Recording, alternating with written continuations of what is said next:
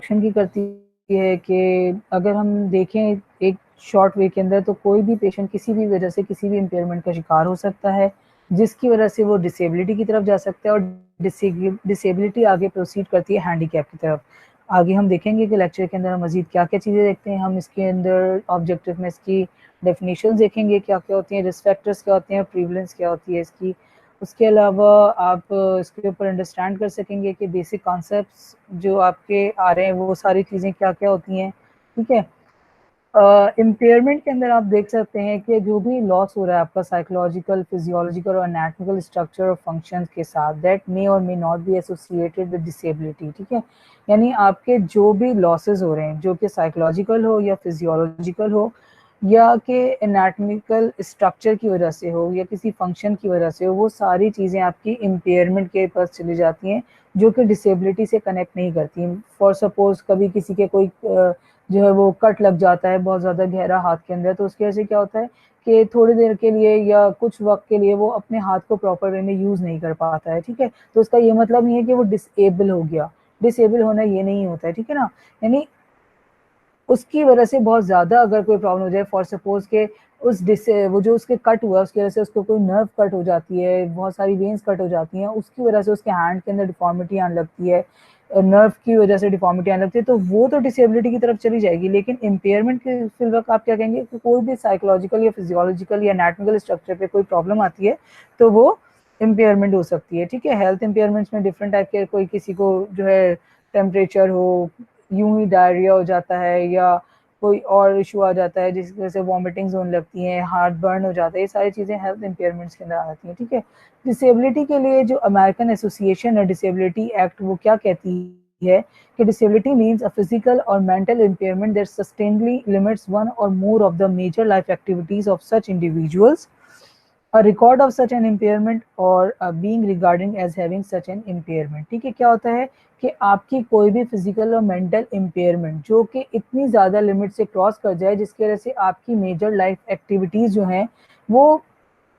जो है वो प्रॉब्लम का शिकार होने लगे। ठीक है, तो वो क्या होती है कि इम्पेयरमेंट की वजह से हो रही हैं या रिगार्ड कर रही हैं वो उस इम्पेयरमेंट की वजह से, तो वो सारी चीज़ें आपकी डिसेबिलिटी में चली जाएंगी। ठीक है, हैंडीकैप का आप कहते हैं the relationship or lack thereof the disease of impairment to disability and disability to handicap status. ठीक है, क्या हो रहा है कि ये एक रिलेशनशिप बनाता है पीछे कहाँ से, आपके इम्पेयरमेंट से। अगर कोई इम्पेयरमेंट हुई किसी भी वजह से बॉडी के अंदर और उसने डिसेबिलिटी कॉज कर दी, तो मे बी वो डिसेबिलिटी कुछ टाइम के बाद ओवरकम हो जाए और आप दोबारा अपनी बैक टू नॉर्मल हो जाए, लेकिन हो सकता है कि वो डिसेबिलिटी आपको हैंडीकैप स्टेटस पे पहुंचा दे।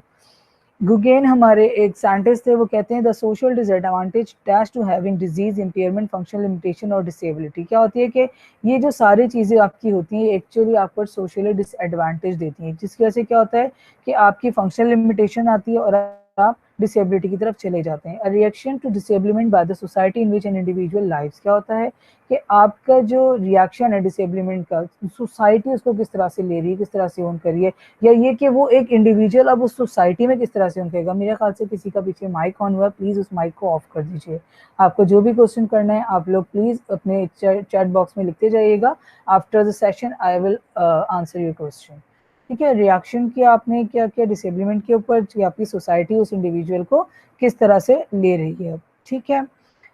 डिस्क्रिप्शन में आप देख सकते हैं कि the term disease, pathology, impairment, disability, handicap although potentially connected and distinct concept. ठीक है, एक दूसरे के साथ अटैच है। Physically rehabilitation providers focus a great deal of their attention, resources and effort toward decreasing the relationship between disease, health and function. क्या होता है कि अब आपके जो फिजिकल रिहैबिलिटेशन प्रोवाइडर्स होते हैं वो बेसिकली इन चीज़ों पे बहुत ज़्यादा काम कर रहे हैं। क्यों? क्योंकि अगर कोई इम्पेयरमेंट हुई और उसकी वजह से कोई डिसेबिलिटी की तरफ पेशेंट जा रहा है, तो उस चीज़ को इस हद तक रोकना कि वो मुस्तकिल उस डिसेबिलिटी का शिकार ना हो जाए, बल्कि वो जिस हद तक अपनी नॉर्मल एक्टिविटीज़ की तरफ वापस आ सकता है उसको उस हद तक वापस लेके आना, उसकी जो हिडन स्किल्स हैं उनको जो है इम्प्रूव कराना, जो चीज़ें उसकी रिस्टोर हैं उनको दोबारा बाहर लेके आना और उनको उनसे यूजेस सिखाना, बजाय इसके कि वो पेशेंट उस डिसेबिलिटी की वजह से टोटली हैंडीकैप्ड हो जाए।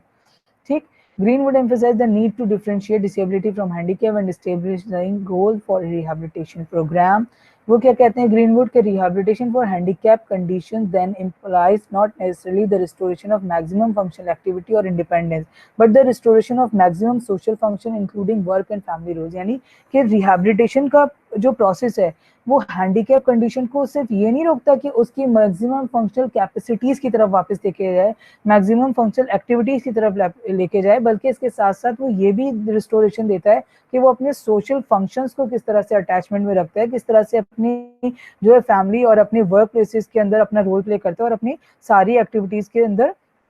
वहाँ पे अपनी भरपूर परफॉर्मेंस देता है। ठीक, ये सारे आपके जो मुख्तलिफ इम्पेयरमेंट्स के जो डिसेबल्स होते हैं वो सारी चीज़ें आ जाती हैं। Guckian contends that the primary goal of a physical therapy evaluation is to determine the relationship between a patient's impairment and his or her function limitation. Guckian क्या कहता है कि प्राइमरी गोल क्या है आपका फिजिकल थेरेपी का, कि evaluate करे कि क्या रिलेशन है उन दोनों चीज़ों के दरमियान जो पेशेंट की इम्पेयरमेंट हो रही है और उसके साथ साथ उसकी क्या फंक्शनल लिमिटेशंस आ रही हैं। तो जब ये दोनों चीज़ें इवेलुएट होंगी तो बहुत अच्छे से इनको सॉर्ट आउट किया जा सकता है, इनके मुताबिक इनके असेसमेंट के बाद इनका एक अच्छा जो है वो ट्रीटमेंट प्लान बनाया जा सकता है और पेशेंट को कम वक्त के अंदर बहुत अच्छे जो है वो टारगेटेड जो है वो थेरेपीज देके उसके गोल्स को अचीव किया जा सकता है। ठीक, this is significantly different from a medical evaluation that determines the relationship between a disease और पैथोलॉजी, एबनॉर्मलिटी एंड इम्पेयरमेंट। हमारे जो और मजीद साइंटिस्ट हैं वो कहते हैं कि ये मेडिकल इवेलुएशन जैसा नहीं होता है। मेडिकल इवेलुएशन में बेसिकली हम लोग क्या करते हैं, किसी भी डिजीज का पैथोलॉजिकल कनेक्शन जो है वो जोड़ रहे होते हैं या हम देख रहे होते हैं कि कोई भी एबनॉर्मलिटी के अंदर पीछे उसकी पैथोलॉजी क्या वर्क कर रही है जिसके वजह से इम्पेयरमेंट आ रही है। जो हमारे फिजिकल थेरेपिस्ट होते हैं या फिजिकल रिहैबिलिटेशन वाले होते हैं वो क्या कर रहे होते हैं, वो बेसिकली उस पेशेंट की जो रिस्टोरेशन रह गई है ना उस डिसेबिलिटी के बाद उसको जो है वो जज करते हैं और उसको दोबारा इन्हांस करते हैं और मजीद जो यहाँ पे डिसेबिलिटी हो रही है उस फंक्शन उस लिम्ब या उस पार्ट की फंक्शनिंग के अंदर जो है वो इम्प्रूवमेंट किस तरह से आ सकती है उसके ऊपर काम करते हैं। ठीक, physical rehabilitation practitioners tend to dwell on impairment while attempting to associate them with or disassociate them from function or dysfunction। ठीक है, क्या करते हैं, एक तो उसकी जो है वो एसोसिएशन बनाते हैं और डिसोसिएशन बनाते हैं कि कौन से फंक्शन उसको करना चाहिए और कौन से फंक्शन उसको नहीं करना चाहिए, या ये कि वो कौन से फंक्शन कर रहा है और कौन से फंक्शन नहीं कर पा रहा है। तो जो फंक्शन वो कर रहा है वो तो उसकी रिस्टोरेशन में उनको एनहांसमेंट देना, उन मसल्स के ऊपर मजीद स्ट्रेंथनिंग प्रोवाइड करना ताकि वो बहुत अच्छे से उन फंक्शंस को जो परफॉर्म कर सके, और जहाँ पे उसकी डिसफंक्शनिंग हो रही है उसके ऊपर दोबारा से काम करके उन दोबारा जो है वो उसको जो है रिगेन करना उसकी नॉर्मल एक्टिविटीज की तरफ। अब हमारे वर्ल्ड हेल्थ ऑर्गेनाइजेशन है जो कि एक international classification of impairment, disability and handicaps को जो है वो मॉडल बनाती है। ये डिसेबलिंग मॉडल कहलाते हैं और ये प्रोमोट क्या करता है, डिफरेंट डेफिनेशंस को करता है। इनकी डेफिनेशन के मुताबिक इम्पेयरमेंट एनी लॉस और एबनॉर्मलिटी और psychological, physiological and anatomical structure और फंक्शन, वही जो हमने पहले बात की थी कि कोई भी एबनॉर्मलिटी जो कि साइकोलॉजिकल, फिजियोलॉजिकल या एनाटॉमिकल स्ट्रक्चर की वजह से आपकी बॉडी के अंदर कॉज हो रहा है वो इम्पेयरमेंट कहलाता है। लेकिन क्या एनी रिस्ट्रिक्शन और lack resulting from impairment or ability to perform an activity in the manner or within the range considered normal for a human being, क्या हो गया कि अब वो डिसेबिलिटी क्या होती है कि जो कि रिस्ट्रिक्शन या लैक आ रहा है किसी भी इम्पेयरमेंट की वजह से, तो वो क्या कर रही है, आपकी ability to perform an activity जो है उसको रोक रही है। उसके अंदर जो मैनर्स आ रहे हैं, जो रेंजेस आ रही हैं, कंसीडर कर रहा है ह्यूमन बीइंग जो उसको सफर कर रहा है, वो सारी चीजें उसकी डिसेबिलिटी पे चली जाती हैं कि उसकी डेली एक्टिविटीज भी सफर कर रही है, उसकी परफॉर्मेंस के ऊपर इफेक्ट आ रहा है, और वो जो रिस्ट्रिक्शन आ रही है, जो लैकिंग आ रही है, वो पीछे किसी भी इम्पेयरमेंट की वजह से हो सकती है। ठीक, हैंडीकैप क्या is a disadvantage for a given individual resulting from an impairment or disability that limits or prevent fulfilment of a role that is normal depending on age, sex, social and cultural factors for that individual. अब जहां आपके patient को disability ने cause कराया किसी impairment की वजह से, ठीक है, अब वो इम्पेयरमेंट क्या करिए, अब मजीद वो इम्पेयरमेंट डिसेबिलिटी के साथ उसको हैंडीकैप करिए, मतलब उसको लिमिट करिए उसकी उस रोल को प्ले करने के लिए जो कि उसको फुलफिल करा रहा है उसकी एक इंडिविजुअल होने की वजह से, चाहे वो उसकी फैमिली में हो, चाहे वो उसकी वर्क प्लेस पे हो, चाहे वो सोशली हो, उन सारी जगहों पे उसको जो है वो हैंडीकैप कर रहा है, उसको प्रॉब्लम्स कर रहा है, उसको मजीद काम करने में जो है वो परेशानी दे रहा है, या ये कहना चाहिए कि उसकी वर्किंग जो है वो उसकी वजह से असरअंदाज हो रही है, तो वो सारी चीजें आपकी हैंडीकैप पे चली जाएंगी। ये एक डिसेबिलिटी का वो है हेल्थ कंडीशन जहाँ पे डिजीज ट्रॉमाज आपकी इम्पेयरमेंट दे रही है, बॉडी फंक्शन के ऊपर लिमिटेशन दे रही है आपकी एक्टिविटीज पे, और रिस्ट्रिक्शन दे रही है आपकी पार्टिसिपेशन पे। अब लिमिटेशन कहाँ से हो रही है? वो इन्वायरमेंटल फैक्टर की वजह से भी आ सकती है, वो पर्सनल फैक्टर की वजह से आ सकती है ना। पर्सनल फैक्टर्स के अंदर उसकी खुद की जो डिसेबिलिटी है वो उसको हैंडीकैप कर रही है मजीद, और जो उसकी इन्वायरमेंटल फैक्टर्स है उसके अंदर हो सकता है कि उसके आसपास की इन्वायरमेंट ऐसी नहीं है कि वो उसमें इजीली मूव कर सके। जैसे हमने पिछले लेक्चर में बात कर दी कि ऑक्यूपेशनल थेरेपिस्ट जो होता है वो थेरेपिस्ट होता है जो पेशेंट की इन्वायरमेंट को भी चेंज करता है, उसको उसके हिसाब से यूजेबल बनाता है। ठीक है, तो यहाँ पे अगर उसकी इन्वायरमेंटल फैक्टर्स हैं जो उसकी लिमिटेशन दे रहे हैं उसकी एक्टिविटीज के अंदर, तो वो हमारे इन्वायरमेंटल फैक्टर्स को जो है वो एनहांस कर सकते हैं हमारा ऑक्यूपेशनल थेरेपिस्ट, उसकी लाइफ मॉडिफिकेशन करके, और जो हमारे उसके पर्सनल फैक्टर्स हैं उनको इम्प्रूवमेंट दे सकता है या एनहांसमेंट करता है हमारा फिजिकल थेरेपिस्ट, उसकी जो फिजिकल इम्पेयरमेंट आ रही है उसको जो है इम्प्रूव करके through different exercises. Okay, one of the most commonly articulated criticisms center around the notation that disability is not a linear process and that not all disease necessarily lead to impairment, not all impairment lead to disability and not all disabilities lead to handicaps। एक जो है वो criticism है कि हमारा जो एक notation है कि ये जो प्रोसेस है ये लीनियर प्रोसेस है, यानी सारी जो डिजीजेज हैं वो जो है वो इम्पेयरमेंट की तरफ जाती हैं, या इम्पेयरमेंट जो डिसेबिलिटी की या डिसेबिलिटी जो हैंडीकैप की तरफ। ये एक लीनियर प्रोसेस के क्रिटिसिज्म के अंदर हम देखा जाए तो बात क्या है कि जरूरी नहीं है कि ये एक लीनियर प्रोसेस ही हो। क्या है कि जरूरी नहीं है कि सारी डिजीजेस जो है वो इम्पेयरमेंट दे, या सारी इम्पेयरमेंट जो है वो डिसेबिलिटीज दें, और सारी डिसेबिलिटीज जो है वो हैंडीकैप दें। हमने आपको कहा कि कोई भी इम्पेयरमेंट बॉडी के अंदर होती है तो वो दोबारा जो है वो पेशेंट आपका रिकवर होता है, और इसी के साथ साथ अगर वो किसी इम्पेयरमेंट की वजह से फॉर द टाइम बीइंग किसी डिसेबिलिटी की तरफ जाता है तो वहां से भी उसको दोबारा रिकवर करना जो है वो एक थेरेपिस्ट का काम होता है। लेकिन अगर किसी वजह से वो अपनी डिसेबिलिटी की वजह से बहुत ज्यादा उस डिसेबिलिटी का शिकार हो गया या दोबारा रिटर्न इतने आराम से नहीं हो सकता, तो फिर वो हैंडीकैप की तरफ जाता है। तो जरूरी नहीं है कि पूरा प्रोसेस वैसे चले, मे भी वो यहाँ पे किसी भी स्टेज के ऊपर वापस रिवर्ट हो सकता है। In guides to evaluation of permanent impairment, the health is not always a linear process. It is unrealistic to presume that all of these impairments, especially those of a minor nature, will necessarily at some times result in disability. जाहिर सी बात है, हम यही कह रहे हैं कि ज़रूरी नहीं है कि सारी चीज़ें आपको हैंडीकैप की तरफ ले जाएं, जबकि क्या होता है कि बहुत सारे इम्पेयरमेंट्स ऐसे होते हैं जो कुछ माइनर नेचर के होते हैं और वो कुछ अरसे के लिए आपको डिसेबिलिटी की तरफ लेके जाते हैं, लेकिन उसके बाद थोड़े अरसे के बाद आप उसके तरफ दोबारा आ जाते हैं। जैसे फॉर सपोज अगर हम बात करें फेशियल पाल्सी की, उसकी वजह से क्या होता है कि आपके फेस के ऊपर जो है वो पैरालिसिस होता है और आपका हाफ ऑफ द फेस जो है वो आपकी फंक्शनिंग जो है वो नॉर्मल फंक्शनिंग को जो है वो दूर हो जाता है या उनको छोड़ देता है। उसके ऊपर फिजिकल थेरेपी के डिफरेंट हम लोग मेथड्स यूज करते हैं, डिफरेंट एक्सरसाइजेज और डिफरेंट मोडालिटीज के यूजेज के साथ हम उसको दोबारा उसकी नॉर्मल जो है वो लाइफ की तरफ ले आते हैं। उसका फेस बिल्कुल दोबारा नॉर्मल उसके ऊपर जाता है। फॉर द टाइम भी उसकी इम्पेयरमेंट होती है, उसकी वजह से उसकी डिसेबिलिटी आती है, उसका फेस नॉर्मल नहीं होता, लेकिन एक थोड़े से अरसे और थोड़े से ट्रीटमेंट के बाद वो दोबारा बैक टू नॉर्मल हो जाता है। कोई उसको इतने आराम से जज भी नहीं कर सकता कि he suffer from the facial palsy या Bell's palsy. As previously mentioned, there is almost universal recognition that non-medical issues, psychological issues will contribute to the disability equation. ठीक है, impairment as a medical factor does not operate in isolation from other variables. एक चीज़ जो बहुत ज़्यादा ज़रूरी होती है वो ये होता है कि जो नॉन मेडिकल इश्यूज होते हैं जिसमें साइकोलॉजिकल इश्यूज होते हैं वो भी आपके डिसेबिलिटी इक्वेशन के अंदर बहुत ज़्यादा कंट्रीब्यूट करते हैं। अगर आप जो है वो प्रेजेंट सर्कमस्टेंस का जो है वो जायज़ा लें, जिस तरह से हमारे मुल्क के अंदर, हमारी पूरी दुनिया के अंदर इस वक्त कोरोना का बहुत ज़्यादा इन्फ्लुएंस हुआ है, बहुत ज़्यादा लोग जो है कोरोना का शिकार हो रहे हैं, कुछ नहीं भी हो रहे, लेकिन इसकी वजह से एक बहुत ज़्यादा जो है ना वो स्ट्रेस लेवल लोगों के दरमियान बढ़ गया, साइकोलॉजिकली वो बहुत ज़्यादा डिस्टर्ब हो गए, छोटी छोटी सी चीज़ों को लेकर बहुत ज़्यादा केयरेबल हो गए। बहुत सारे लोग ऐसे हैं जो इतने ज़्यादा जो है वो क्योर हो गए कि छोटे घर से बाहर जाना आना उन्होंने बहुत ज़्यादा जो है वो उसको बहुत ज़्यादा हाई एक्सट्रीम पे लिया हुआ है, और कुछ लोग ऐसे जिन्होंने बिल्कुल उसको छोड़ा हुआ है कि उनको कोई परवाह नहीं है। लेकिन बहुत सारी चीज़ें होती हैं जो साइकोलॉजिकल इश्यूज पे आपको देने लगती हैं, तो वहाँ पे क्या होता है कि डिसेबिलिटी जो है वो कॉज होने लगती है। क्या होता है कि अगर कोई बंदा ये किसी भी इम्पेयरमेंट का शिकार होता है और उसकी वजह से उसके जो है फॉर सपोज उसका कोई एक्सीडेंट हुआ जिसके बाद उसके जो है वो फुट के अंदर कोई फॉर सपोज फ्रैक्चर हुआ, और वो जो है वो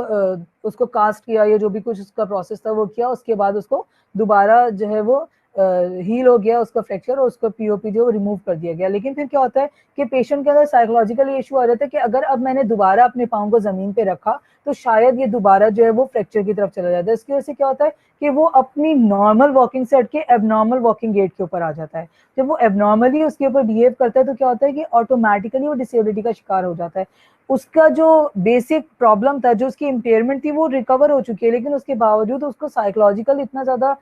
उसने उस चीज को जो है अपने ऊपर ले लिया कि वो सही तौर से उससे निकल ही नहीं पा रहा होता। तो ये जो आपकी चीजें होती है ना, ये भी बहुत ज्यादा कंट्रीब्यूट करती है। तो पेशेंट को जब भी आप जो है वो किसी अपने प्रोग्राम, रिहैब प्रोग्राम के साथ अटैच करें तो उसको साइकोलॉजिकल सपोर्ट जरूर दें। उसको इस चीज के लिए जरूर वो रखें कि वो अपनी डिसेबिलिटी से दोबारा वापस अपनी नॉर्मल लाइफ की तरफ जाएगा उस वक्त जब तक कि वो उसका अपना कंट्रीब्यूशन ना होगा। जहाँ पे आपके पेशेंट की जो है वो कंट्रीब्यूशन बहुत अच्छी होती है, उस वक्त पेशेंट का जो है वो आपके साथ अटैचमेंट बहुत अच्छा होता है, रिहैब के अंदर उसकी पार्टिसिपेशन बहुत अच्छी होती है और वो बहुत जल्दी रिकवरी की तरफ भी जाता है। ठीक है। अच्छा, impairment as a medical fact does not operate in isolation from other variables. जाहिर सी बात है, इम्पेयरमेंट एक अकेला कोई वो नहीं है, बहुत सारी चीजों के साथ आइसोलेट करता है। जितने सारे वेरिएबल्स होते हैं वो सारे उसके अंदर वो फैक्टर्स दे रहे होते हैं। Disability underlying impairment can not be measure with reasonable degree of precision and standardisation. जाहिर सी बात है, जैसे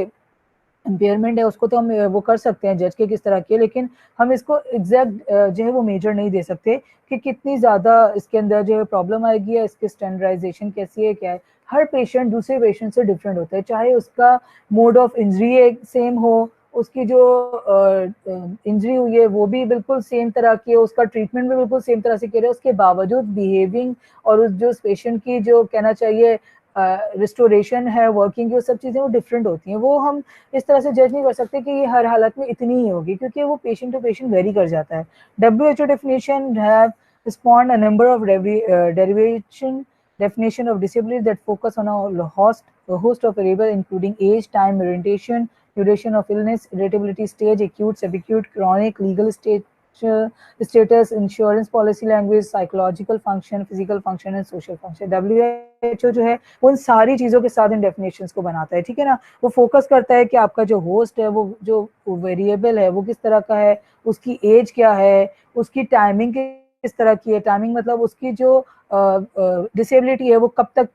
की है, कितनी पुरानी है, किस तरह की है, उसमें क्या चीज़ें आ रही हैं, उसका ड्यूरेशन ऑफ इलनेस कितना है, उसकी रिलेटिव स्टेज जो है वो एक्यूट है या सब एक्यूट है या क्रॉनिक पे है, उसका लीगल स्टेटस कैसा है, उसकी इंश्योरेंस पॉलिसी पीछे उसको, ये चीज़ें भी बहुत सफ़र करती हैं। अगर कोई पेशेंट जो है वो किसी भी इम्पेयरमेंट या डिसेबिलिटी का शिकार होता है तो अगर उसकी फाइनेंशियल स्टेटस भी स्ट्रांग नहीं है तो वो भी उसको साइकोलॉजिकली बहुत इफेक्ट देते हैं, क्योंकि उसको उस वक्त इन चीज़ों का सबसे ज़्यादा ख्याल होता है कि मेरे पास इतने पैसे ही नहीं है कि मैं अपने आप को दोबारा अपनी नॉर्मल एक्टिविटी की तरफ लेके जा सकूं। तो वो सारी चीज़ें भी उस पर बहुत असरअंदाज हो रही होती हैं। इसके अलावा उसकी फिजिकल फंक्शंस किस तरह के हैं, उसके सोशल फंक्शन, उसकी सोशलाइजेशन। ऐसा ना हो कि अगर वो किसी इम्पेयरमेंट या किसी डिसेबिलिटी का शिकार हो रहा है तो उसके साथ साथ जो उसके आसपास के लोग थे वो भी उसको जो है वो अनसोशलाइज कर दें, उसको आइसोलेशन के अंदर छोड़ दें। अगर वो लोग उसके साथ उसी तरह से कनेक्शन में रहेंगे तो वो सोशली इन टच रहता है लोगों के साथ और सोशली एक्टिव रहता है। ऐसा नहीं होता कि वो अपने आप को कोई बिल्कुल ही अलग जो है वो फील करने लगे और बहुत ज़्यादा स्ट्रेस का शिकार हो जाए। हमारे ये एक साइंटिस्ट हैं वुड साहब, प्रिंसिपली कंट्रीब्यूट टू ICDH के अंदर उन्होंने एक स्कीम के अंदर एक वो दी थी। ही डिस्क्राइब क्या कहते हैं कि disablement as a collective descriptor referring to any experience identifying variously by the terms impairment, disability and handicap। क्या कहते हैं ये कि एक कलेक्टिव डिस्क्रिप्शन है, रेफरिंग करती है, जो कि एक्सपीरियंस आइडेंटिफाई करती है इन सारी टर्म्स को, ठीक है। अब अगर हम ICF जो हमारा मॉडल है इसकी अगर हम ब्रॉड वो देखें कि WHO 2002 तक जो इन्होंने वो किया था, जो अभी तक ये उसके ऊपर ही चल रहे हैं कि किस तरह के डोमेन फंक्शनिंग करते हैं। ये कहते हैं लर्निंग एंड अप्लाइंग नॉलेज। आपकी जो लर्निंग है कि किस तरह की डिसेबिलिटीज दुनिया में हो रही हैं, किस तरह के फंक्शनल इम्पेयरमेंट्स आ रहे हैं, किस तरह की हेल्थ है, वो सारी चीज़ें आपको जानना और उसके मुतालिक नॉलेज इकट्ठी करना। जर्नल, टास्क और डिमांड, आपके उस वक्त काम क्या है और आपकी डिमांड्स क्या होनी चाहिए, वो सारी चीज़ें देखना। कम्युनिकेशन आपकी कितनी अच्छी है, मोबिलिटी कितनी अच्छी है कि आप कितना उसके साथ अटैचमेंट में। उसके अलावा सेल्फ केयर उन पेशेंट्स की अपनी कितनी अच्छी है, उनकी डोमेस्टिक लाइफ किस तरह की है, इंटरपर्सनल इंटरेक्शंस एंड रिलेशनशिप, उनकी आपस की जो हमने कहा सोशलाइजेशन किस तरह की है, उनके मेजर लाइफ एरियाज हैं वो सफ़र तो नहीं कर रहे हैं, उनके अंदर अच्छी चीज़ें सर्वाइव कर रही हैं, और कम्युनिटी, सोशल और सिविक लाइफ, उनकी जो कम्युनिटी के साथ अटैचमेंट है वो किस तरह की है और उनकी सिविल लाइफ जो है वो किस तरह की है। अब अगर हम डिसेबिलिटी को जो है ब्रॉड वे के अंदर लेके जाएं और इसके अंदर बहुत सारी चीज़ों को हम देखें तो ये जो हमारे और डिफरेंट जो हमारे साइंटिस्ट हैं, जो हमारे डॉक्टर्स हैं, वो कहते हैं कि पर्सन विद डिसेबिलिटी जो है means a person suffering from not less than 40% of any disability as certified as a medical authority. क्या कहते हैं कि अगर कोई पर्सन 40% से ज़्यादा सफ़र नहीं कर रहा है, जो एक्ट है 1995 का, तो किसी भी डिसेबिलिटी के अंदर जो कि कोई भी मेडिकल अथॉरिटी पर जगह हो, तो वहाँ पे वो कहते हैं कि इक्वल अपॉर्चुनिटी प्रोटेक्शन और राइट्स देना चाहिए उसको पेशेंट को। क्यों? और वो कहाँ से डायग्नोस होता है? वो हमारे डिफरेंट हॉस्पिटल्स हैं, डिफरेंट क्लिनिक्स हैं, डिफरेंट डॉक्टर्स हैं, जो वो कहते हैं कि वो पर्सन कितने हद तक डिसेबल है और कितने हद तक वो प्रॉब्लम्स का शिकार है और किस हद तक वो चीज़ों के अंदर हो जाता है। तो हम ऐसा नहीं हो सकता कि हम हर पर्सन को जो डिसेबिलिटी की तरफ जा रहा है उसको हैंडीकैप की तरफ मूव करा दें। हमें देखना है कि पेशेंट कितने परसेंट डिसेबिलिटी का शिकार है, ठीक है। एज पर एक्ट के क्या है, अगर कि वो पेशेंट कितनी तरह की डिसेबिलिटीज का शिकार हो सकता है और कितनी तरह की चीजें जिसकी वजह से वो प्रॉब्लम हो जाती है। उसके अंदर ब्लाइंडनेस आ जाती है, लो विजन आ जाता है, लेप्रोसी क्योर्ड पेशेंट्स आ जाते हैं, हियरिंग इम्पेयरमेंट्स हो जाती हैं, लोकोमोटर डिसेबिलिटी आ जाती है, मेंटल रिटार्डेशन है और मेंटल इलनेस है। ये वो सारी चीजें हैं कि टोटली आपकी बॉडी को जो है वो डिसेबल नहीं करती हैं, बल्कि एक पर्टिकुलर पार्ट ऑफ आपका बॉडी है या आपकी एक जो कहना चाहिए आपका रीजन है वो इफेक्टिव होता है और उसकी वजह से आप डिसेबल होते हैं। तो अभी हम पीछे डिसेबिलिटी देख रहे थे कि जहाँ पे हम डिसेबिलिटी को पूरी ओवरऑल भी कह सकते हैं कि पर्सन को फॉर सपोज इम्पेयरमेंट के तौर पे आप समझे उसको स्ट्रोक हुआ, स्ट्रोक की वजह से डिसेबल हुआ और अपनी पूरी बॉडी के साथ वो जो है वो एक डिसेबिलिटी का शिकार है, जिसके अंदर अगर वो सही और पर्टिकुलर टाइम के अंदर अपनी रिस्टोरेशन नहीं करता और दोबारा अपनी नॉर्मल एक्टिविटीज की तरफ आने में उसको प्रॉब्लम है तो वो हैंडीकैप भी हो सकता है, ठीक है। लेकिन यहाँ पे डिसेबिलिटी का मीन्स कहाँ कह रहे हैं, जहाँ पे हम पर्टिकुलरली एक किसी रीजन की बात करें, ठीक है। Blindness refers to a condition where a person from any of the following condition, total absence of sight, visual acuity not exceeding 6 to 60 or 20 to 200, snell in the better eye with correcting lenses, limitation of the field of vision subtending an angle of 200 hours, ठीक है। क्या कह रहे हैं अब कि वो सारे लोग ब्लाइंडनेस का शिकार होते हैं जो कि या तो टोटली एब्सेंस इनकी साइट में हो या उनकी विजुअल इक्विटी जो होती है, ये जो आपकी पूरी स्नैलन के अंदर वो दी हुई है मेजरमेंट, अगर वो इसका शिकार हो रहे हैं, उनकी आई साइट के अंदर फर्क आ रहा है, करेक्टिंग लेंसेज उनको लगाए गए हैं, तो वो भी आपके ब्लाइंडनेस की उसकी आएंगे, या फिर उनकी लिमिटेशन ऑफ फील्ड है। हम लोग जब विजन करते हैं तो हम अपने चारों तरफ जहां तक हमारी विजन जा रही होती है हम उन चीज़ों को अच्छे से ऑब्जर्व कर रहे होते हैं कि हमारे आसपास क्या होता है। लेकिन बहुत सारे लोगों की लिमिटेशन होता है विजन का, वो सारे एंगल्स के ऊपर इतना पर्टिकुलरली या इतने अच्छे से नहीं साइड कर रहे होते, ठीक है। इसके अलावा पर्सन विद लो विजन, जहाँ पे पर्सन को क्या होता है कि लो विजन है और उनको कुछ जो है वो फंक्शनिंग डिवाइसेस देके उनको जो है वो अप्रोप्रिएट किया जाता है। क्या कहते हैं, person with low vision means a person with impairment of visual functioning even after treatment और standard refractive correction but who uses और is potentially capable of using vision for the planning और execution to of a task with appropriate assistive devices, ठीक है। उनका जो है वो vision तो डिस्टर्ब हो रहा है, किसी वजह से फंक्शनिंग उनकी जो है वो प्रॉब्लमेटिक हो रही है, लेकिन क्या हो रहा है कि ट्रीटमेंट किया जा रहा है, कुछ स्टैंडर्ड रिफ्रैक्टिव करेक्शन उनको दी जा रही है और उनको किया जा रहा है कि एप्रोप्रिएट असिस्टिव डिवाइस के जरिए उनके टास्क को कंप्लीट करवाया जा रहा है, ठीक। Leprosy cured patient means any person who is being cure for leprosy but is suffering from, क्या होता है कि वो लेप्रोसी से क्योर तो हो गया लेकिन सफरिंग क्या कर रहा है, loss of sensation in hands and feet as well as loss of sensation paralysis in the eye and eyelid but with no manifest deformity, ठीक है। क्या हो रहा है कि जहाँ पर्टिकुलरली उसका बहुत ज्यादा इफेक्टिव एरिया था वो तो प्रॉब्लम का शिकार हो गया है कि वहाँ पे लॉस ऑफ सेंसेशन हो रहा है या कि पैरालिसिस हो रहा है, लेकिन उसके साथ साथ या फिर आया या आईलिड का है लेकिन उसके साथ कोई और उसकी डिफॉर्मिटी नहीं हो रही है, ठीक है। Manifest deformity in paralysis but having sufficient mobility in their hands and feet to enable them to engage in normal economic activity, ठीक है। क्योर्ड हुआ, उसकी डिफॉर्मिटी और पैरालिसिस इतने ज्यादा नहीं है, इसकी वजह से क्या है कि सफिशिएंट मोबिलिटी वो हैंड और फीट से कर सकता है और कुछ अपनी नॉर्मल एक्टिविटीज और इकोनॉमिक एक्टिविटीज के साथ वो अटैच भी हो जाता है, ठीक। उसके अलावा extreme physical deformity as well as advance age with prevent him from undertaking any gainful occupation and the expression leprosy cured shall be constructed accordingly, ठीक है। अब ये देखिए एक पेशेंट आपको नजर आ रहा होगा लेप्रोसी क्योर्ड का, क्या हुआ कि इसकी लेप्रोसी के बाद क्या हुआ कि इसको एक्सट्रीम फिजिकल डिफॉर्मिटी हो गई क्योंकि ही लॉस्ट हिज फिंगर्स। तो ऐसे पेशेंट्स को जो है अंडरटेकिंग करना, उनको जो है किसी गेनफुल ऑक्यूपेशन की तरफ लेके जाना और उनको कंस्ट्रक्ट करना अकॉर्डिंगली कि वो कहाँ पे किस काम को किस तरह से बेस्टली परफॉर्म कर सकते हैं। ठीक है। Hearing impairment means loss of 60 dB or more in the battery and the conversational range of frequencies। ठीक है, अगर कोई जो है वो hearing impairment का शिकार हो रहा है, इतनी जो वॉइस है वो उसको नहीं hear कर पा रहा, तो उसकी जो है रेंज फ्रीक्वेंसीज को बढ़ाना। Locomotor disability means disability of the bones, joint, muscle leading to substantial restriction of the movement of the limbs और any form of cerebral palsy. ठीक है, अब लोकोमोटर डिसेबिलिटी का शिकार है, मतलब उसके जो सेरेब्रल पाल्सी के पेशेंट होते हैं उसके अंदर डिफरेंट टाइप्स के पेशेंट्स आ जाते हैं ना। जैसे अगर हम पीडियाट्रिक रिहैबिलिटेशन करेंगे तो इंशाल्लाह मैं आपको सेरेब्रल पाल्सी के सारे टाइप्स बहुत अच्छे से डिफाइन करूंगी। तो उनमें डिफरेंट टाइप्स के अंदर क्या हो जाता है कि डिफरेंट प्रॉब्लम्स जो है वो नजर आ रही होती हैं। जरूरी नहीं है कि पेशेंट जो है वो कंप्लीटली हैंडीकैप हो, कभी कभी पेशेंट थोड़ी बहुत असिस्टिव डिवाइसेस के साथ अपने आप को मूवेबल कर सकता है। ठीक। Mental retardation के अंदर means a condition of arrested and complete development of mind of a person which is especially characterized by subnormality of the intelligence। ठीक है, सही तौर से उसकी माइंड की डेवलपमेंट ही नहीं हुई है, उसके ऐसे क्या होता है कि वो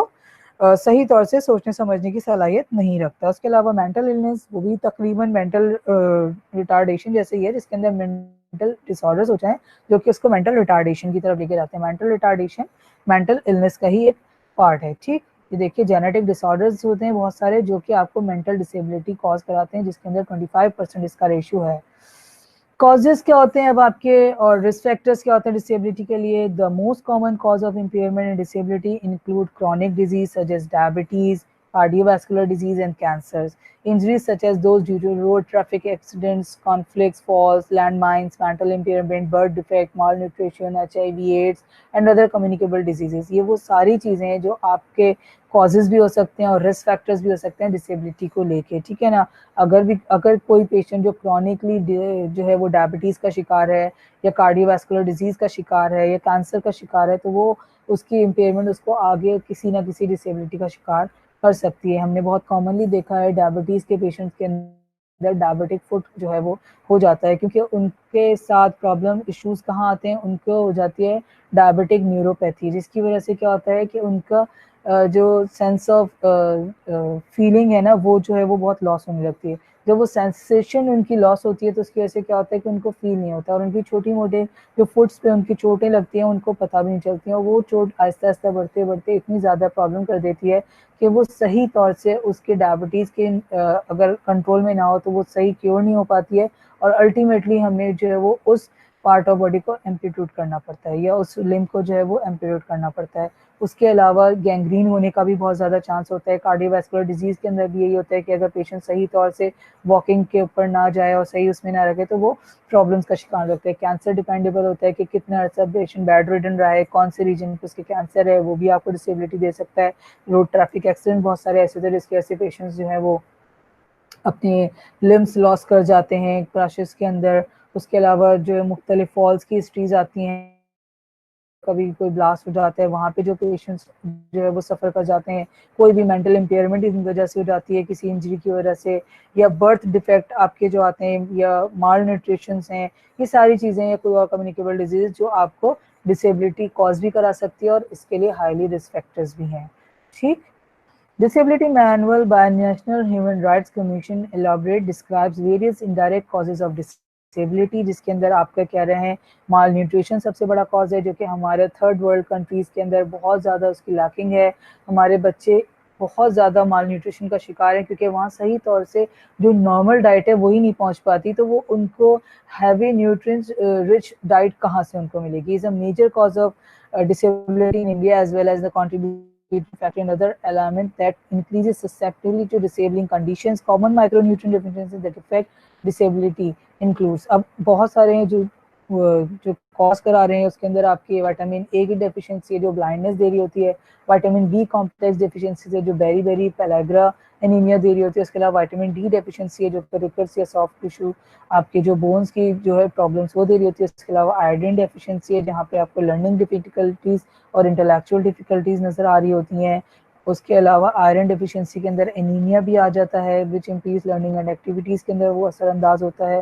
कैल्शियम डेफिशिएंसीज के अंदर आपके ऑस्टियोपोरोसिस आ जाता है जो कि आपकी बोन्स को फ्रेजाइल कर होता है। हमारे वो लोग जो नॉर्मल डाइट नहीं ले पाते, जो जैसे मैंने कहा थर्ड वर्ल्ड के अंदर है, या जो बहुत ज़्यादा जो है पुअर हैं, और कहना चाहिए जिनके पास खाने-पीने के सही वेज़ मौजूद नहीं है, तो वो सारे लोग जो हैं, वो उन सारी डेफ़िशिएंसीज़ का बहुत आसानी से शिकार हो जाते हैं। ठीक, एथियोपिया वगैरह के अंदर आपने देखा होगा, वहाँ पे जो है बहुत ज़्यादा, सोमालिया के अंदर जो है वो लैकिंग है इन सब चीज़ों की, तो वहाँ के बच्चों की जो है वो बोन्स भी इतनी फ्रेजाइल हैं, उनकी जो है वो मसल्स मास जो है वो एट्रोफी की तरफ नज़र आ रहा होता है, और उनकी जो है वो जो रिब केज वगैरह होती है बहुत प्रोमिनेंट होता है, ये सारी चीज़ें इनकी बहुत नज़र आ रही होती हैं। कॉन्फ्लिक्ट है, war has been the single largest factor responsible for causing permanent disablement. अगर हमारे यहाँ मुस्तकिल जो वार्स वगैरह होती रहती हैं, छोटी-मोटी चीज़ें, या ये कहना चाहिए कि जो हमारे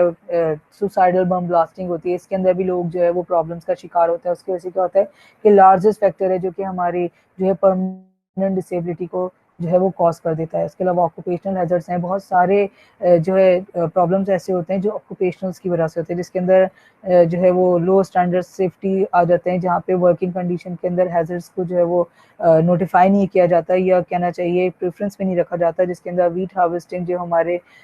एम्पिटिशंस, उनकी वजह से वो जहाँ पे जो हमारे किसान है जिस वक्त जो है वो फसल की कटाई हो रही होती है उस वक्त जो करते हैं वो। उसके अलावा पैडी स्विंग जो होते हैं, जो हमारे जहाँ पे खेत के अंदर किसान जो है वो कहना चाहिए ना बीज वगैरह बोते हैं, वो सारे वो करते हैं, वो सारी चीज़ें मस्कुलर डिजीज़ करती हैं। उसके अलावा जो लोग जो है वो कोकोनट पिकिंग करते हैं, इतने बड़े-बड़े ऊँचे दरख्तों पे चढ़ते हैं, कई बार गिर जाते हैं और स्पाइनल कॉर्ड इंजरीज़ का शिकार होते हैं। ठीक है? अगर मैं आपको बताऊँ कि एक बहुत छोटी-सी वो है कि ये जो अभी आपको कहा पैडी स्विंग्स जो होते हैं, इसके अंदर हमारे पास एक पेशेंट आया था, सिविल हॉस्पिटल के अंदर हमने उसको देखा था। इसी दौरान जिस वक़्त वो अपने खेत के अंदर जो है वो बीज बो रहा था अपनी अगली फसल के लिए, उसके लिए कर रहा था, तो उसको एक थॉर्न, एक काँटा जो है उसके पाँव में चुभ गया था। उस वक़्त उसने उसको नेग्लेक्ट किया और उसको निकाल के फेंक दिया। थोड़े ही दिन के बाद उसको बहुत सीवियर टेटनस अटैक हुआ, और वो बहुत सीवियरली एपिलेप्टिक अटैक्स के साथ गया, और वो जो है वो हमारे पास सिविल के अंदर एडमिट हुआ। उस पेशेंट की इतनी बुरी हालत थी, क्योंकि उसके जो है वो चीज़ों को हम कंट्रोल ही नहीं कर पा रहे थे। उसको इतनी सीवियर शिवरिंग होती थी और इतनी ज़्यादा होती थी, अल्टीमेटली 2 दिन के अंदर-अंदर उसकी डेथ हो गई। क्योंकि वहाँ पे इन सब चीज़ों को कोई देखा ही नहीं जाता, देख-रेख नहीं की जाती। सही तौर से जो लोग होते हैं, जो काम कर रहे होते हैं, उनकी सेफ्टी मेजरमेंट्स का ख़्याल ही नहीं किया जाता। वहाँ पे सफाई का ख़्याल नहीं किया जाता। तो वो सारे लोग क्या होते हैं, वो वहाँ पे बहुत सारी जगहों पे जो है वो प्रॉपर वैक्सीनेशन का भी इंतज़ाम नहीं होता। तो वो सारे लोग बहुत छोटी-छोटी चीज़ों की वजह से बहुत बड़े-बड़े मसाइल का शिकार होते हैं। एक छोटे से काँटे ने उस बच्चे की जान ले ली थी, जो हार्डली 17-18 इयर्स का था, अपने फादर के साथ अपने जो है वो वहाँ पे काम कर रहा था अपने खेत में। ठीक है? ऑक्यूपेशनल हैज़र्ड्स के अंदर देखिए डिफरेंट टाइप के हैज़र्ड्स आ जाते हैं, जिसके अंदर फिज़िकल, बायोलॉजिकल, केमिकल, एर्गोनॉमिकल और साइकोलॉजिकल सारे इश्यूज़ आ जाते हैं। फिज़िकल के अंदर अगर हम देखें तो noise, vibration, radiation, lighting, heat, cold, fibres, dust, ये वो सारी चीज़ें हैं जो कि आपको फिज़िकली जो है वो प्रॉब्लम का शिकार करती हैं। अगर आप जो है वो कभी किसी आपका वास्ता पड़ा हो, जो लोग टेक्सटाइल मिल्स के अंदर काम कर रहे होते हैं, जो वर्कर्स होते हैं वहाँ के, जो लेबर्स होते हैं, वो वहाँ पे काम कर रहे थे, तो वहाँ पे मुस्तकिल टेक्सटाइल्स के अंदर क्या होता है कि फाइबर पे काम हो रहा था, तो वहाँ पे जो है ना फ्यूम्स के अंदर वो बारीक-बारीक पार्टिकल जो है वहाँ पे मौजूद रहते हैं। उसकी वजह से क्या होता है कि वो इन्हेल कर लेते हैं, और उसकी वजह से उनको बहुत ज़्यादा रेस्पिरेटरी ट्रैक्ट्स के जो है इन्फेक्शंस जो है वो बार-बार हो रहे होते हैं। इसी तरह से अगर वहाँ रेडिएशन का बहुत ज़्यादा काम है, तो उनकी आइज़ पे असर कर रहा होता है, उनको स्किन प्रॉब्लम्स कर रहा होता है, वाइब्रेशन अगर बहुत ज़्यादा है, नॉइज़ बहुत ज़्यादा है, तो वो उनके हियरिंग पे इम्पेयरमेंट दे रहा होता है। लाइटनिंग का इश्यू है, डार्क लाइट और लो लाइट्स हैं इस तरह के, तो वो भी उनके विजन पे असर दे रहा होता है। अगर मुस्तकिल बहुत ज़्यादा हीट एरिया है, तो वो भी उनके स्किन पे और उनके उसके डैमेज कर रहा होता है। कोल्ड अगर बहुत ज़्यादा एरिया है, तो वो भी कर रहा होता है। फाइबर्स वहाँ पे इस तरह के, जो मैंने इस तरह से कहा, डस्ट पार्टिकल्स, ये सारी चीज़ें दे रहे होते हैं। इसी तरह से बायोलॉजिकली अगर कोई इन्फेक्शंस वहाँ पे जो है वो मुस्तकिल रहते हैं, या वो इस तरह के किसी लैब में काम कर रहे हैं जहाँ पे, तो वहाँ पे उनको सेफ्टी मेजर्स लेना बहुत ज़्यादा ज़रूरी होता है। केमिकल लैब्स जो होती हैं, वहाँ पे इस तरह की चीज़ें होती हैं, फ्यूम्स होती हैं, गैसेज़ होती हैं, एरोसोल्स होती हैं, मिस्ट, लिक्विड, वेपर्स, अगर उनमें से कोई चीज़ वो इन्हेल कर जाते हैं, तो वो बहुत ज़्यादा प्रॉब्लम का शिकार हो सकते हैं। इसी तरह एर्गोनॉमिकली अगर उनकी जो मैनुअल हैंडलिंग है, अगर उनके वेट के हिसाब से उनका जो इक्विपमेंट है जिसको वो यूज़ कर रहे हैं, या वो लिफ्टिंग वाले जो सारे लेबर्स हैं जो बार बार चीज़ों को उठाते रखते हैं, वो उनकी बॉडी की फिजिक के हिसाब से वो मुनासिब नहीं है, तो उनको जो है प्रॉब्लम होती है। उसके अलावा अगर रिपीटेटिव मूवमेंट्स हैं कोई के बार बार उनको जो है ट्विस्ट करना है या बार बार कोई चीज़ उठानी रखनी है, झुकना है, उठना है, ये सारी चीज़ें उनको प्रॉब्लम कर सकती हैं। उसके अलावा रिस्ट्रिक्टिव वर्किंग एरिया कि अगर बहुत ज़्यादा छोटा सा एरिया और उसी के अंदर उनको काम करना है, वो चीज़ें उनको प्रॉब्लम करती है। इसके अलावा साइकोलॉजिकल इशूज़ जो सबसे ज़्यादा है, जहाँ पे बहुत ज़्यादा सेफ्टी मेजर्स के साथ भी काम किया है, तब भी जॉब स्ट्रेस या जॉब मोनोटनी, अनसोशिएबल आवर्स या जॉब ऑर्गेनाइजेशन, ये वो सारी चीज़ें जो आपको प्रॉब्लम्स दे सकती हैं, साइकोलॉजिकली भी इफ़ेक्ट करती हैं। ठीक है, ट्रैफिक हैज़र्ड्स के अंदर वो सारी चीज़ें आती हैं जहाँ पे हम ट्रैफिक रूल्स को फॉलो नहीं करते। हम लोग क्या करते हैं, जो third leading cause of disability है एशिया और पैसिफिक रीजन के अंदर, वो यही है कि हम लोग ट्रैफिक रूल्स को फॉलो नहीं करते। जब ट्रैफिक रूल्स को फॉलो नहीं किया जाता तो अल्टीमेटली कोई ना कोई हैज़र्ड ट्रैफिक के हवाले से सामने आता है। प्रीवलेंस अगर देखा जाए तो इन्होंने जो वो किया था यूनाइटेड नेशन ने, उन्होंने कहा कि rate not disability rates are not comparable across the world because of difference in survey design, definition, concept and method, as the proportion of disabled people per national population varies between less than 1% in Peru to about 21% in Austria. क्या होता है कि हम prevalence of disability को एक world के तौर पे जो है ना बहुत आराम से इसको जज नहीं कर सकते कि किस तरह से तेजी से वहाँ पे बढ़ रही है। लेकिन क्या होता है कि क्योंकि ये डिफरेंट जगहों पे डिफरेंट होता है कि वहाँ पे किस तरह के सर्वे डिज़ाइन किया गया है, वहाँ पे डेफिनेशन वो किस तरह की वो कर रहे हैं, कॉन्सेप्ट क्या है, मेथड क्या है, डिसेबल पर्सन की कितनी प्रोपोर्शन है, तो ये सारी चीज़ें जो है डिफर करती हैं नेशन टू नेशन। ठीक, according to world report on disability 2011, अब 2010 की जो पॉपुलेशन है उसके हिसाब से उन्होंने कहा था कि 6.9 बिलियन थी, 5.04 बिलियन 15 ईयर्स एंड ओवर, यानी इसके दरमियान जो है वो जो 15 ईयर्स से अबव लोग हैं वो इसके दरमियान जो है वो डिसेबिलिटी का शिकार होंगे, और जबकि अंडर जो उसके हैं वो 15 ईयर्स से अंडर जो है वो इतने परसेंट जो है उनका चांसेस होगा कि वो शिकार हो सकते हैं। लेकिन and 2004 disability prevalence estimate world health survey and global burden of disease, यानी 2004 के अंदर भी उन्होंने ये कहा कि ये चीज़ें जो है वो इतना ज़्यादा उसका शिकार हो सकती हैं। ठीक, लेकिन इंक्लूडिंग चिल्ड्रन जो कह रहे हैं कि वो ओवर 1 बिलियन पीपल और about 15% of world population were estimated to be living with disability। ये क्या कह रहे हैं कि इनका जो एस्टिमेशन है 2004 का, वो ये कहता है कि तकरीबन 15% लोग जो हैं, 15% बच्चे, ठीक है, यानी लोग बच्चों शामिल करके जो है वो दुनिया के डिसेबिलिटी का शिकार हैं। This is higher than WHO estimate in 1970s which suggests the global prevalence of around 10%। ठीक है, इन्होंने ये कहा था कि जिस वक्त इनका पहला सर्वे हुआ था 1970s में, कि आगे जाके जो दुनिया हमारी काम कर रही है 20-25 सालों के अंदर, तो वहाँ पे वर्ल्ड जो है वो सिर्फ 10% डिसेबिलिटीज़ का शिकार होगा। लेकिन जब इन्होंने इसको दोबारा जो है वो इवेलुएट किया 2004 के अंदर, तो वो बढ़ चुकी थी तादाद 15% तक। तो क्या कह रहे हैं कि ये हायर रेट है। अब जो 2018 का स्टैटिस्टिशियन है वो ये कहता है कि अमेरिका के अंदर हर 4 में से एक बंदा जो है वो डिसेबिलिटी का शिकार है। क्यों कह रहे हैं वो इस तरह का फिगर शो कर रहे हैं कि वो कहते हैं कि ये जो है इसके अंदर एडल्ट्स भी हैं जो कि डिसेबिलिटी के अंदर हैं, कॉग्निटिव डिसेबिलिटीज़ भी हैं, कॉमन यंगर्स भी हैं, और मोस्टली डिसेबिलिटीज़ जो हैं वो अदर से डिफरेंस है। अच्छा, इनकी जो डिजीज कंट्रोल और प्रिवेंशन फिगर है वो इसलिए भी कह रही है कि इनका जो हर एक में से 4 में से एक बंदा जो डिसेबिलिटी का शिकार हो रहा है, उसकी सबसे बड़ी वजह ये कहते हैं कॉग्निटिव डिसेबिलिटीज हैं। लोगों की सोचने समझने की सलाहियतें जो है ना वो मुतासिर हो रही हैं। तो ज़रूरी नहीं है कि उनकी मोबिलिटी डिसेबिलिटीज़ हों। यंगर्स के अंदर, जो यंगर्स हैं उनके अंदर जो है वो कॉग्निटिव आ रही है, जबकि जो अदर्स हैं जो एज के अंदर है उनके अंदर जो है वो मोबिलिटी डिसेबिलिटीज़ जो है वो आ रही हैं। तो ये हमारी 2018 की स्टैटिस्टिक्स है जो हमें इस तरह का फिगर दे रही है। ठीक है, अब ये हमारी जो नेशनल जो हमारे अपने मुल्क उसको करती है इनकी, तो ये डिफरेंट फिगर्स दे रहे हैं, इसको देख लीजिएगा कि ये इन्होंने सिर्फ एम्प्लॉयमेंट रेशो दिया है, सॉरी ये भी national trends in disability employment है, कि वो किस तरह से एम्प्लॉयमेंट को दे रहे हैं कि जो नॉर्मल फोर्स पर्सन है उनकी क्या होगी, और एम्प्लॉयमेंट जो हमारे